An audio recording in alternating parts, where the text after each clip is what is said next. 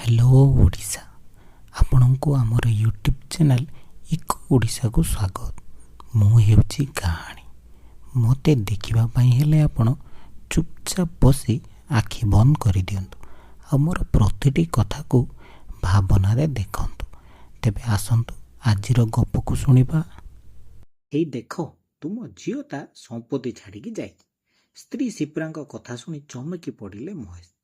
ଏଇ 10 ଦିନ ମାତ୍ର ଛୁଟିରେ ଆସିଥିଲା ସୋନି। ଏଇ ମାତ୍ର 4 ଘଣ୍ଟା ପୂର୍ବରୁ ଝିଅ ସୋନିକୁ ସେ ନିଜେ ଏୟାରପୋର୍ଟରେ ଛାଡ଼ିକି ଆସିଛନ୍ତି। କେଉଁ ଜିନିଷ କଥା କହୁଛନ୍ତି ଶିପ୍ରା? କି ସମ୍ପତ୍ତି? ମୋବାଇଲ ବା ଲାପଟପ୍ ଛାଡ଼ିକି ଯାଇନି ତ? ହେ ଭଗବାନ, ସେମିତି ହେଇନଥିବ, ନହେଲେ ବହୁତ ହଇରାଣ ହେବ ବିଚାରି। ଅଫିସ କାମ ତ ଆଜିକାଲି ଏଇ ଦୁଇଟା ଜିନିଷରେ ହିଁ ହେଉଛି। ପୁଣି ମନେ ପକେଇଲେ ମହେଶ। ନା, ଝିଅ ତ ଚେକ୍ ଇନ୍ କରିସାରିଲା ପରେ ଏୟାରପୋର୍ଟ ଭିତରୁ ତାଙ୍କୁ ଫୋନ୍ କରିଥିଲା। ଆଉ ଲାପଟପ୍ ବ୍ୟାଗ୍ ତ ସେ ନିଜ କାନ୍ଧରେ ପକାଇଥିଲା। ଏଠାରୁ ନିଜ ଚାକିରି କରୁଥିବା ସହରକୁ ଡାଇରେକ୍ଟ ଫ୍ଲାଇଟ୍ ବୋଲି ଗୋଟିଏ ନାହିଁ, 2ଟା ଫ୍ଲାଇଟ୍ ବଦଳାଇ ନିଜ ଗନ୍ତବ୍ୟସ୍ଥଳରେ ସନ୍ଧ୍ୟାବେଳେ ପହଞ୍ଚିବ ସୋନି। ଭାବନା ରାଜ୍ୟରୁ ଫେରିଆସି ମହେଶ ଶିପ୍ରାଙ୍କୁ ପଚାରିଲେ, କ'ଣ ଛାଡ଼ିକି ଯାଇଛି କି ସୋନି? କେତେ ଦାୟିତ୍ୱହୀନ ତୁମ ଝିଅ, ନିଜେ ଦେଖ। ବାରମ୍ବାର କହିଲି ଯିବା ଆଗରୁ ସବୁ ଜିନିଷ ନିଜ ବ୍ୟାଗ୍ରେ ସଜାଡ଼ିକି ରଖ, ହେଲେ ମୋ କଥାକୁ କିଏ ଶୁଣେ ଏ ଘରେ? ବିଲକୁଲ ତୁମ ଗୁଣ ଆଣିଛି। ଏଇନା ସେଠି ପହଞ୍ଚି ତାକୁ ପୁଣି କିଣିବାକୁ ପଡ଼ିବ। ସୋଫାରୁ ଉଠି ଆସି ମହେଶ ସ୍ତ୍ରୀଙ୍କ ହାତରେ ଥିବା ଜିନିଷ ଦେଖି ପ୍ରଥମେ ଆବା କାବା ହୋଇଗଲେ, ପରେ ହୋ ହୋ ହୋଇ ହସିବାକୁ ଲାଗିଲେ। ଏଇ ସାମାନ୍ୟ ଜିନିଷ ପାଇଁ ତୁମେ ଏମିତି ଚିଲ୍ଲାଉଛ? ଏଇଟା ପୁଣି ସମ୍ପତ୍ତି। ମୁଁ ତ ଭାବିଲି କିଛି ଦାମୀ ଇମ୍ପୋର୍ଟାଣ୍ଟ ଜିନିଷ ଛାଡ଼ିକି ଯାଇଛି। ଏଇ ସାମାନ୍ୟ ଦାନ୍ତ ଘଷା, ବ୍ରସ୍ ଆଉ ଛତିଆ କଡ଼ା ପାଇଁ ତୁମେ ଏତେ ଚିଲ୍ଲଉଛ? ମୁହଁକୁ ମୁଡ଼ି ଶିପ୍ରା କହିଲେ, ଏଇ ବ୍ରସ୍ ପାଇଁ ତ ସେ ମୋଠୁ ସବୁବେଳେ ଗାଳି ଶୁଣେ। ଦୁନିଆରେ ଏମିତି କେଉଁ ପିଲା ଅଛି ଯେ ସପ୍ତାହ ଭିତରେ ଗୋଟେ ଦାନ୍ତ ଘଷା ବ୍ରସ୍ ଖରାପ କରିଦିଏ?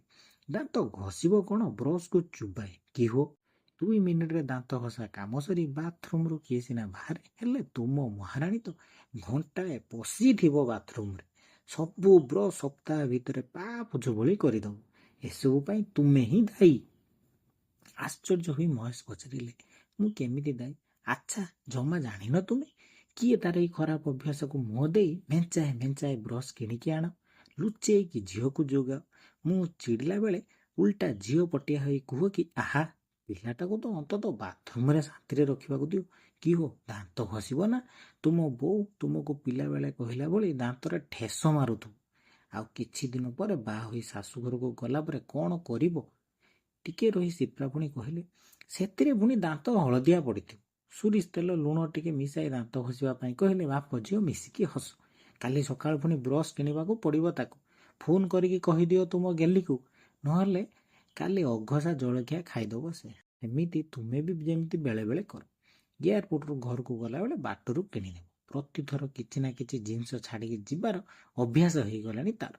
ଗତ ଥର ଗୋଟେ ଡ୍ରେସ୍ ଛାଡ଼ିକି ଯାଇଥିଲା। ଓହୋ, ପିଲା ଲୋକ ଭୁଲି ଯାଇଛି।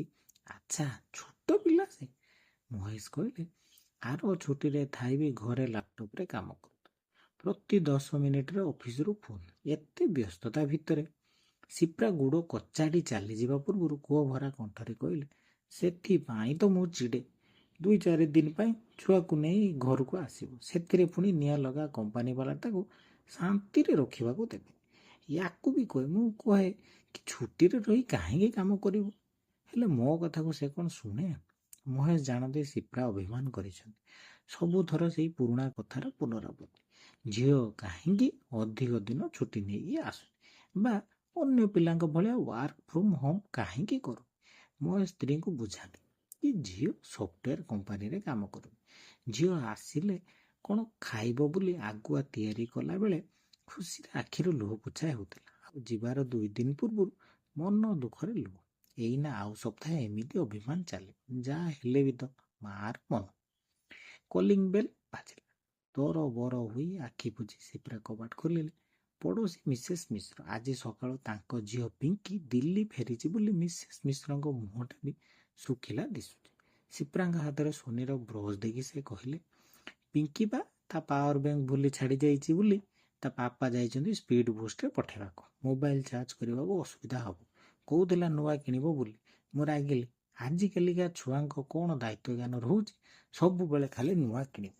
ଛୁଆଟା ପଳେଇଛି ବୋଲି ମନ ଭଲ ଲାଗୁଥିଲା। ଲେମ୍ବୁ ଚିପୁଡ଼ି ଯାଉଛି ଟିକେ ପଖାଳ ଖାଇବେ। ଲେମ୍ବୁ ନେଇ ମିସେସ୍ ମିଶ୍ର ଚାଲିଗଲା ପରେ ମହେଶ ଟିକେ ମଜାକ କରି ସ୍ତ୍ରୀଙ୍କୁ କହିଲେ, ହଉ ସେ ସମ୍ପତ୍ତିଟା ଦିଅ, ମୁଁ ସୋନି ପାଖକୁ ସ୍ପିଡ୍ ପୋଷ୍ଟରେ ପଠେଇଦେବି। କିଛି ନ ହୋଇ ଚୁପକିନା ସିପ୍ରା ଅନ୍ୟ ରୁମ୍କୁ ଚାଲିଯିବାର ଦେଖି ମହେଶ ଧୀରେ ଧୀରେ ତାଙ୍କ ପଛେ ପଛେ ଯାଇ କବାଟ ଫାଙ୍କରେ ଦେଖିଲେ ସିପ୍ରା ଆଲମାରି ଖୋଲି ଗୋଟେ ଡବା ବାହାର କରି ଦେଖୁଛନ୍ତି। ପାଦ ଚାପି ଚାପି ମହେଶ ଯାଇ ସିପ୍ରାଙ୍କ ପାଖରେ ପହଞ୍ଚିଲେ। ସିପ୍ରାଙ୍କ ହାତରେ ଥିବା ଡବାରେ ସୋନିର ପିଲାବେଳର କିଛି ଜିନିଷ ସାଇତା ହୋଇ ରହିଛି।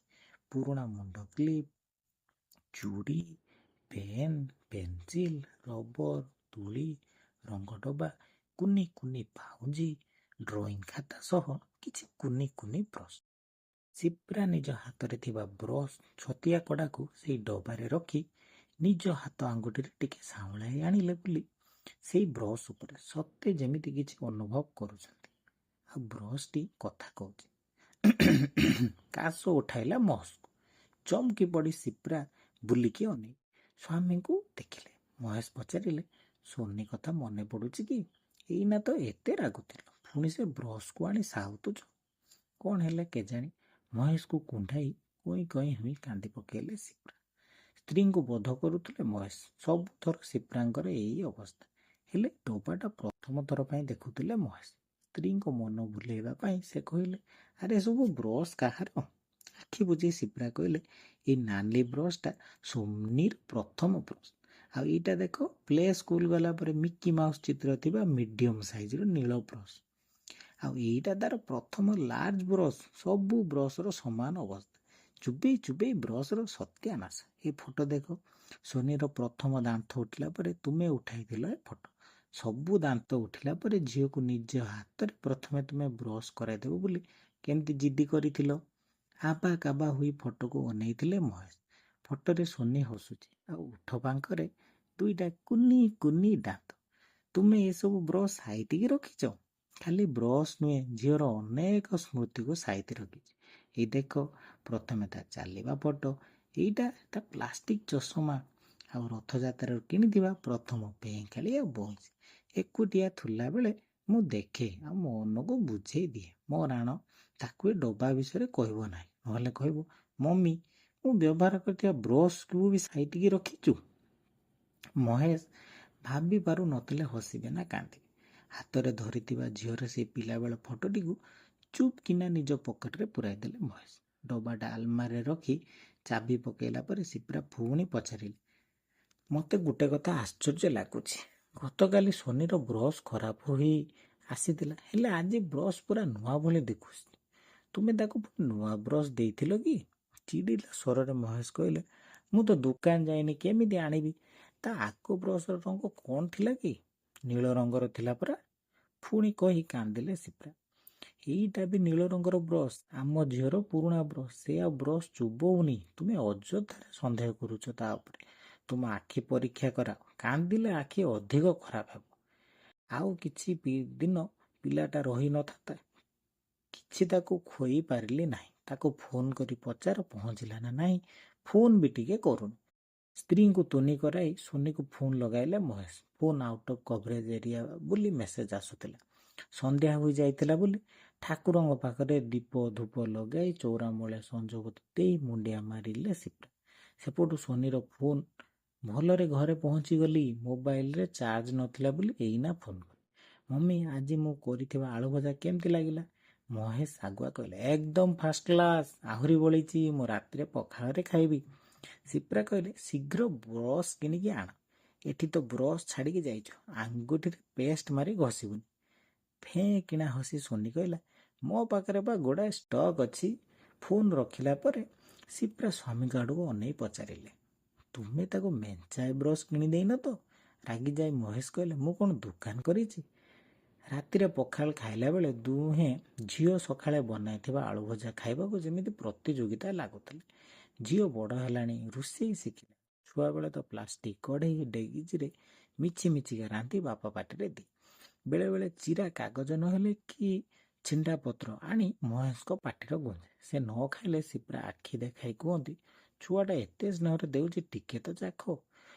କୁଆଡ଼େ ଗଲା ସେ ଦିନ? ଭାବନା ରାଜ୍ୟରୁ ଫେରି ସିପ୍ରାଙ୍କୁ କାନ୍ଦୁଥିବାର ଦେଖି ମହେଶ କହିଲେ, ଏ ଏଇ କାନ୍ଦିବା ପ୍ରକୃତି ତୁମର ଯିବନି। ହାତ ଧୋଇବାକୁ ଯାଉ ଯାଉ ସିପ୍ରା କହିଲେ, ତୁମ ଭଳି ବାପାମାନଙ୍କ ପରି ଆମ ମାଆମାନଙ୍କ ଛାତି ପଥର ନୁହେଁ। ପିଲା କଥା ମନେ ପଡ଼ିଲେ କେଉଁ ମା ଆଖିରୁ ପାଣି ନ ବାହାରିବ।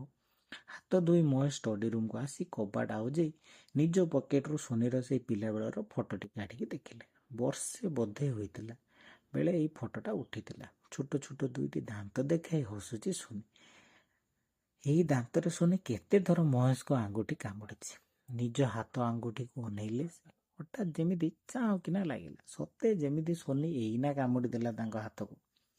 ଆଲମାରୀ ଡ୍ର ଭିତରୁ ଗୋଟେ ପ୍ୟାକେଟ ବାହାର କଲେ ମହେଶ। ଗୋଟିଏ କମ୍ପାନୀର 7-8ଟା ସେଇ ସମାନ ନୀଳ ରଙ୍ଗର ଦାନ୍ତଘଷା ବ୍ରସ୍ ପଡ଼ିଛି। ସ୍ତ୍ରୀଙ୍କୁ ଲୁଚେଇ ଝିଅକୁ ଏଥିରୁ ଗୋଟେ ଗୋଟେ ବ୍ରସ୍ ଦିଅନ୍ତି ସେ, ଯେମିତି ସନ୍ଦେହ ନ ହଉ। ସିପ୍ରା ଝିଅର ପୁରୁଣା ବ୍ରସ୍ ସଜାନ୍ତି ଆଉ ମହେଶ ଝିଅର ନୂଆ ବ୍ରସ୍। ଫଟୋଟି ପୁଣି ଦେଖିଲେ ସେ। ଝିଅ ବଡ଼ ହେଲାଣି, ତା ଦାନ୍ତ ବି ବଡ଼ ହେଲାଣି, କିନ୍ତୁ ଝିଅ ପ୍ରତି ଥିବା ବାପର ଭାବନା, ସ୍ନେହ ଠିକ୍ ସେଇ ପୁରୁଣା ଦିନର। ପ୍ୟାକେଟ ଭିତରେ ଥିବା ଗୋଟେ ବ୍ରସ୍ କାଢ଼ି ଦେଖିଲା ବେଳେ ଆଖିରୁ ତାଙ୍କର ଟପ୍ ଟପ୍ ହୋଇ ଲୁହ ଗଡ଼ି ବ୍ରସ୍ଟି ଉଦା ହୋଇଗଲା। ଚାରିଆଡ଼ ଜାଲୁଆ ଜାଲୁଆ ଦିଶିଲା। ମହେଶ ଭାବୁଥିଲେ, ଦାନ୍ତରୁ ଅସନା ସଫା କରିବାକୁ ବ୍ରସ୍ ଅଛି, ହେଲେ ଆଖି ଲୁହା ସଫା କରିବା ପାଇଁ ବ୍ରସ୍ ନାହିଁ। ଏଥିରେ କ'ଣ ସବୁ ରଖିଛ? ହଠାତ୍ ପଛପଟୁ ସିପ୍ରାଙ୍କ ଡାକରେ ଚମକି ପଡ଼ି ମହେଶଙ୍କ ପାଟିରୁ ବାହାରି ପଡ଼ିଲା, ଝିଅର ସମ୍ପତ୍ତି। ଆଉ ଦୁହିଁଙ୍କ ଆଖିରୁ ଝରୁଥିବା ଲୁହ ଦେଖି ଖୁସିର ନା ଦୁଃଖର ଜଣା ପଡ଼ିଲା ନାହିଁ।